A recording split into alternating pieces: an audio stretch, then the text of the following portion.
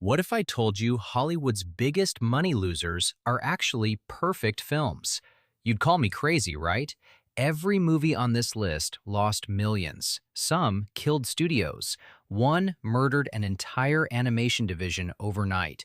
And every single one is better than 90% of what is in theaters today. These are not guilty pleasures. These are genuine masterpieces the world decided to ignore. The world was wrong. Let me prove it. Number 15, Prospect 2018. A Kickstarter short film became a full feature for just $4 million. That never happens. Two unknown filmmakers named Zeke Earl and Chris Caldwell raised $21,000 online. They made a short about prospectors on an alien moon. It went viral on Vimeo. Bronze Studios gave them real money. They moved into a former shipbuilding warehouse in Seattle. They hired industrial designers and carpenters and cosplayers. They hand-built every prop, every suit, every weapon. The result looks like a lost 70s sci-fi western. Practical effects, analog textures, a toxic forest moon that feels more real than any Marvel CGI in a decade.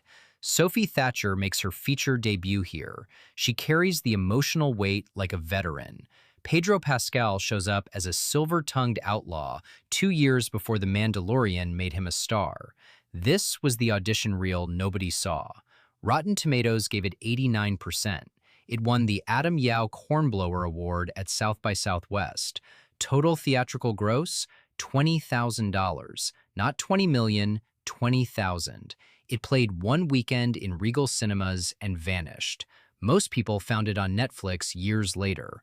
They all said the same thing. How did I not know about this? Because nobody told you. That is how. Number 14, The Iron Giant, 1999. Here is a beautiful animated robot that broke its own studio's heart. Brad Bird directed this film before The Incredibles, before Ratatouille, before Mission Impossible. This was his firstborn. The story follows a young boy named Hogarth who finds a giant alien machine, a gun from space with a soul.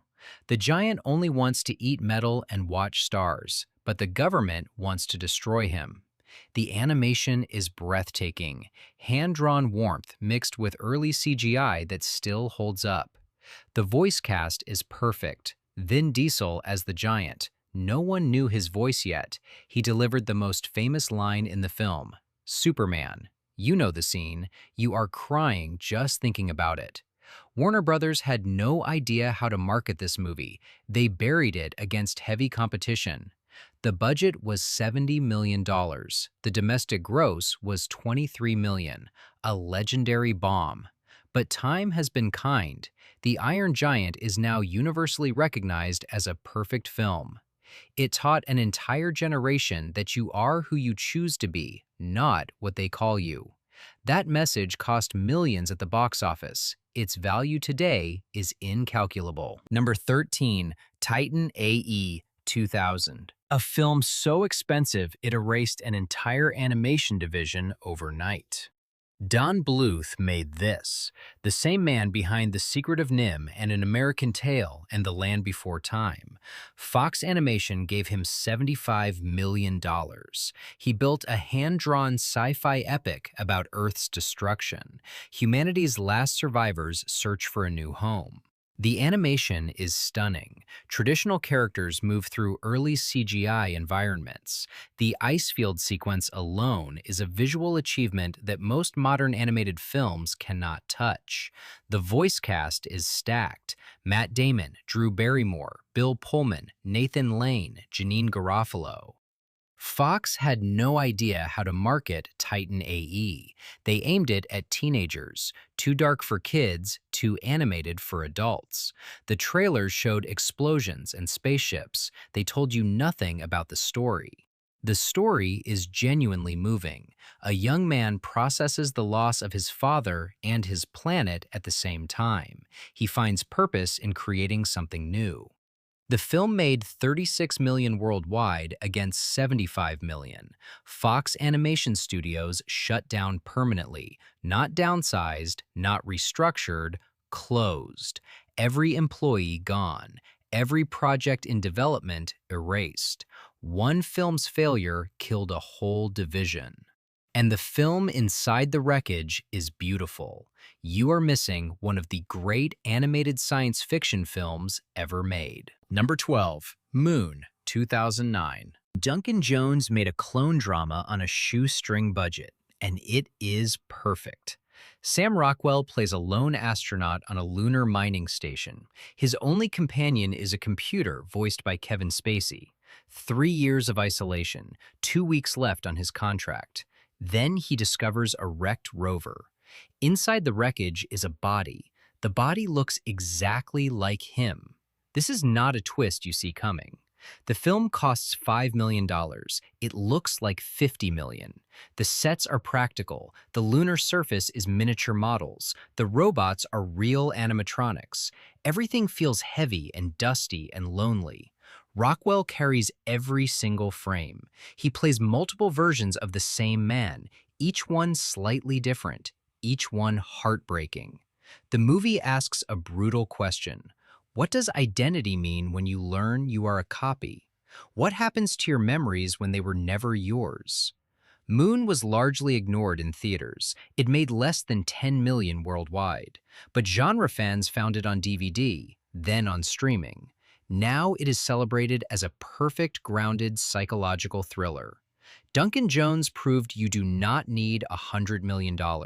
You need one great idea, one incredible actor, and the courage to let silence do the work. Number 11, Dredd, 2012. Let me tell you about a film that should have launched a franchise, and instead died alone at the box office. Dredd stars Karl Urban as the ultimate law enforcer. Judge Dredd never takes off his helmet, never cracks a joke, never hesitates. He is a walking fist wrapped in leather and steel. The plot is simple. Dredd and a rookie psychic judge named Anderson must survive a 200-story slum tower. A drug lord named Mama controls everything inside. The drug is called slow-mo. It makes time feel like 1% of reality. The visual effect is stunning. Bullet wounds bloom like flowers. Bodies fall like drifting leaves. The action is hard R, gritty, brutal, stylish. Lena Headey plays Mama with cold, terrifying calm. The budget was $50 million. The worldwide gross was $41 million. That is a failure by any measure. But the film is ultra-satisfying. Top-tier action sci-fi. The script is tight. The violence is earned. Karl Urban's jaw does more acting than most actors do with their whole face. A sequel was planned. A television spin-off was discussed. Nothing happened. Dredd became a cult classic through word of mouth alone. It deserves a second life. It deserves a second chance. It deserves justice. Mama is not the law. This movie is. Number 10. Brazil, 1985. A masterpiece held hostage by its own distributor. Terry Gilliam made this film. He was a former Monty Python member and a visionary madman.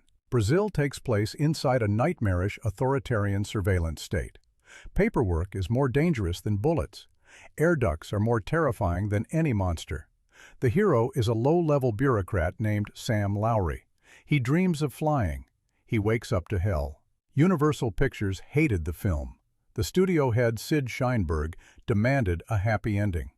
Gilliam had made a film where the protagonist escapes only in his own mind. His body has been lobotomized by the state. Sheinberg wanted the rescue to be real.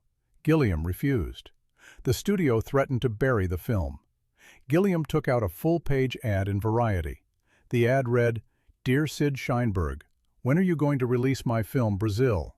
The Los Angeles Film Critics Association then voted it Best Picture, for a film that had not even been officially released in the United States. Universal eventually gave in. They released Gilliam's version.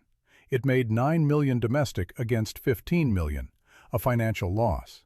4 decades later, Brazil is studied alongside 1984 and Brave New World.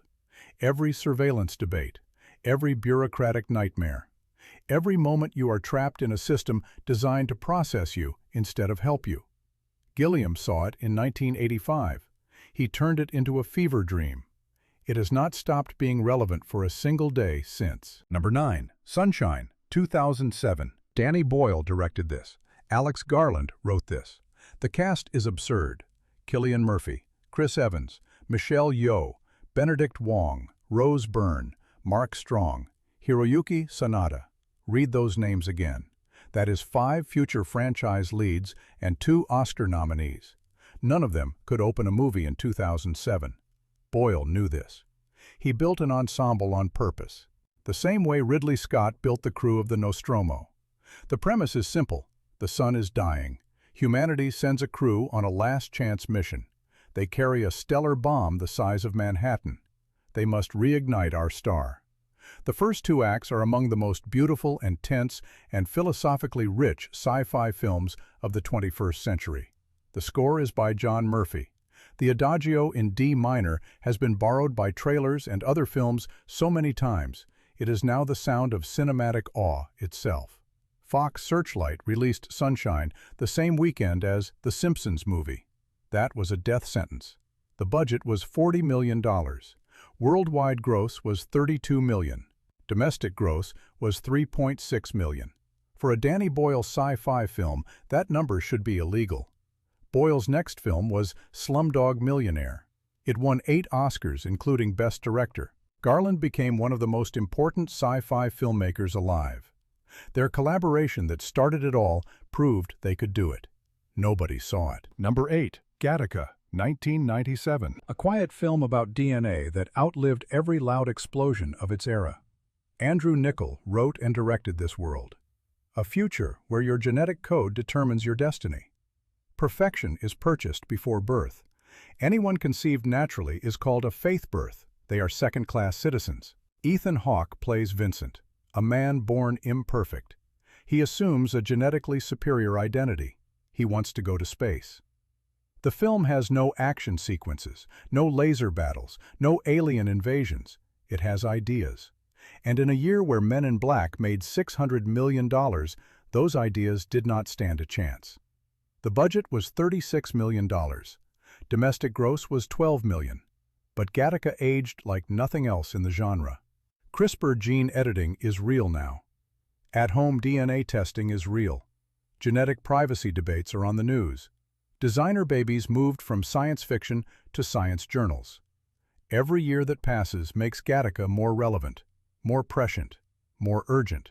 Ethan Hawke calls this the role he is most proud of. Uma Thurman and Jude Law deliver performances so restrained and precise they feel like they belong in a different century of filmmaking. If you have never seen Gattaca, you have been missing one of the most important sci-fi films ever made.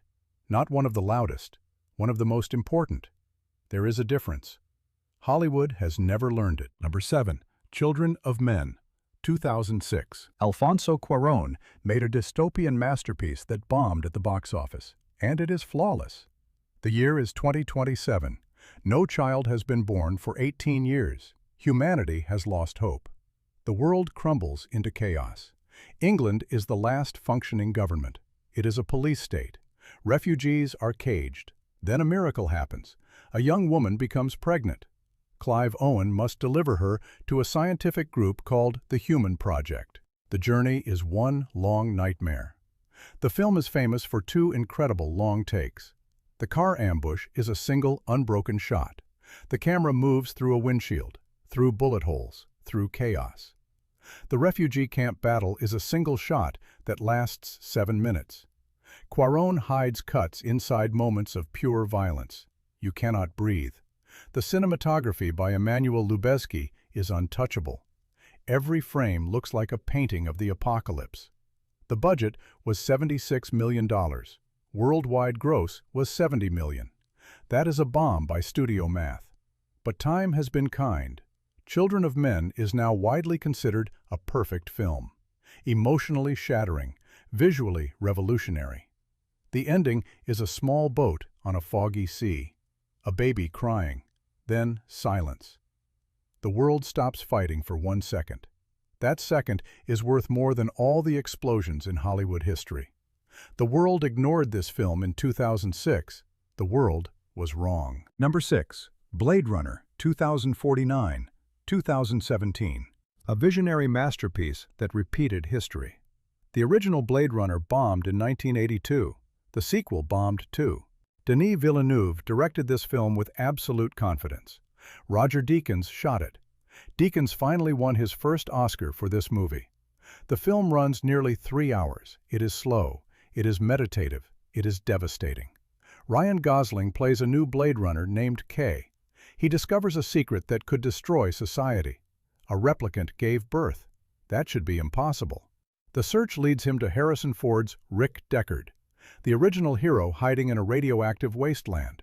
The visual design is breathtaking. Orange dust storms, huge decaying statues, rain that never stops. Every frame feels like a cathedral built for one person. The budget was $150 million. Worldwide gross was $260 million. Not enough. Not nearly enough. But Blade Runner 2049 is not a failure. It is a gift. It asks hard questions. What is memory? What is soul? What is real when your memories are manufactured? The film never gives easy answers. That is why audiences stayed away. That is also why it will outlive every Marvel movie from 2017. The original Blade Runner took 20 years to be called a masterpiece. This sequel will not wait that long. The conversation has already started. The film is perfect. The box office was wrong. Number 5. Starship Troopers, 1997. Paul Verhoeven made a satire so precise that people mistook it for the thing it was mocking. The budget was $105 million. Adjusted for today, that is over $200 million. Sony and Disney co-financed.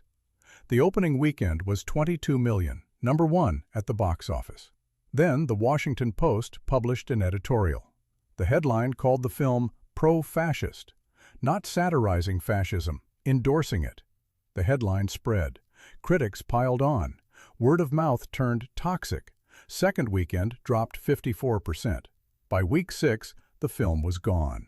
Here is what nobody bothered to notice in 1997. The entire film is a parody.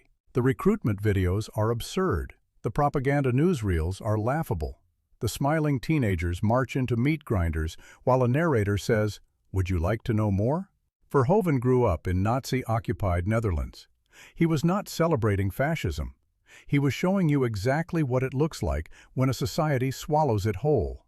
And he made it look exciting on purpose, because that is how propaganda works. 27 years later, Starship Troopers is taught in film schools. It is referenced in political commentary. The memes have outlived the controversy by 2 decades. 121 million worldwide was not enough to break even in 1997. But the film's relevance has not stopped growing since the day it was released. The world missed the joke. The joke is still laughing. Number 4. Dark City, 1998. A film so far ahead of its time it had to wait 20 years for audiences to catch up. Alex Proyas directed The Crow. New Line gave him $27 million. He built a neo-noir sci-fi thriller about memory and identity. The city reshapes itself every night while its residents sleep. The hero wakes up in a bathtub. He does not know who he is. He finds a dead woman. He runs from mysterious men in trench coats. The strangers are called the Strangers. They are telepathic aliens. They rearrange reality at midnight. They experiment on human consciousness. The film opened on February 27, 1998. 13 days later, a tiny indie film called The Matrix took over the world. The timing was surgical in its cruelty. Dark City did everything The Matrix would do. Reality is an illusion. Humanity is prisoners of a constructed world. A chosen one awakens to the truth. But Dark City did it first, and not just thematically. Christopher Nolan has publicly cited Dark City as a direct influence on Inception. The rotating hallway fight, the bending architecture, the layered dreamscapes. That DNA traces back to Proyas, not the Wachowskis. 27 million worldwide barely broke even before marketing. Nobody saw it. The few who did could not explain it to their friends. Try selling a man wakes up in a bathtub and discovers aliens rearrange reality every midnight to someone in 1998. You cannot. Not when the billboard across the street says, "What is the Matrix?" Here is the tragedy. Dark City is the better film. Tighter, stranger, more emotionally honest.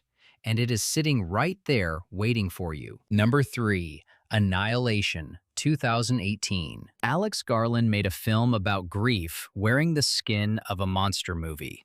Paramount financed it. Then the head of Paramount, David Ellison, saw the final cut and panicked. He said it was too intellectual and non-commercial. He wanted changes. Garland refused. Producer Scott Rudin backed Garland. Ellison wanted the ending changed to make it more accessible. Garland held firm. So Paramount made a decision that should be studied as a case study in creative cowardice. They dumped the international rights to Netflix. Every market outside the United States and Canada saw this film on a laptop screen, not a theater screen. Domestically, it opened to $11 million. Total worldwide theatrical gross was $43 million. The film should have been a theatrical event. The shimmer is terrifying. The bear screams with a dead woman's voice. The ending refuses to explain itself. Natalie Portman leads an all-female team into an environmental anomaly that rewrites biology in real time. The lighthouse sequence is one of the most disturbing things ever committed to film. A doppelganger moves like liquid metal. It mimics every movement. Then it becomes her. The music is a horror drone that never resolves. Annihilation is one of the most original and haunting sci-fi films of the century. Paramount did not trust its own audience with it. That tells you everything about why studios keep making sequels instead of something new. The world ignored Annihilation. The world made a mistake. Number 2. The Abyss, 1989. James Cameron made an underwater thriller that nearly killed his cast. It lost millions, and it revolutionized CGI forever. Ed Harris plays a deep-sea oil driller. A nuclear submarine sinks near an underwater trench. A civilian dive team must rescue the survivors. They discover something else: sentient aquatic aliens made of living water. The budget was $70 million in 1989, nearly $180 million today. Cameron shot most of the film in the largest underwater filming tank ever constructed. It was a never-completed nuclear reactor containment vessel in South Carolina. The shoot was so grueling that Ed Harris punched a wall and broke down crying. He had just filmed the drowning resuscitation scene. Mary Elizabeth Mastrantonio had a similar breakdown. The crew called it the toughest shoot in Hollywood history. The result is one of the most technically breathtaking films ever made. The water tentacle sequence was bleeding-edge CGI in 1989. That tentacle directly led to the liquid metal T-1000 in Terminator 2. Without the Abyss, there is no T-2. 90 million worldwide against 70 million in production alone. After marketing, Cameron's magnum opus lost money. It won the Academy Award for Best Visual Effects. It still could not break even. Cameron went on to make the 2 highest-grossing films in history, Avatar and Avatar: The Way of Water. His underwater masterpiece remains the one most people have not seen. That is a tragedy. The Abyss is perfect. The ocean is deep. Hollywood's courage is shallow. Number 1. Alita: Battle Angel, 2019. James Cameron spent 20 years trying to make this film. He optioned Yukito Kishiro's manga in the early 2000s. He wrote a 180-page treatment, a document so detailed it could have been filmed as is. But Avatar consumed a decade of his life. Then Avatar 2 consumed another decade. Alita kept waiting. Cameron handed it to Robert Rodriguez. He stayed on as producer. The budget was $170 million. The performance capture on Alita's face is revolutionary. Rosa Salazar's expressions map onto the character's enlarged, manga-inspired eyes. The effect is some of the most convincing digital character work ever committed to screen.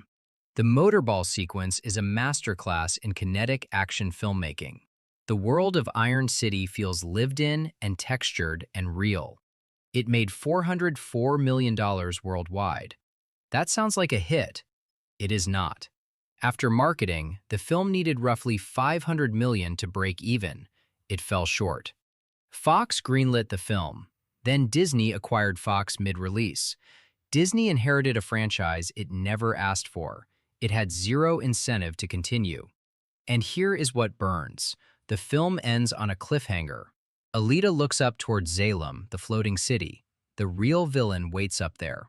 The camera pulls back. Credits roll. The story is not finished. It was built as the first chapter of something larger.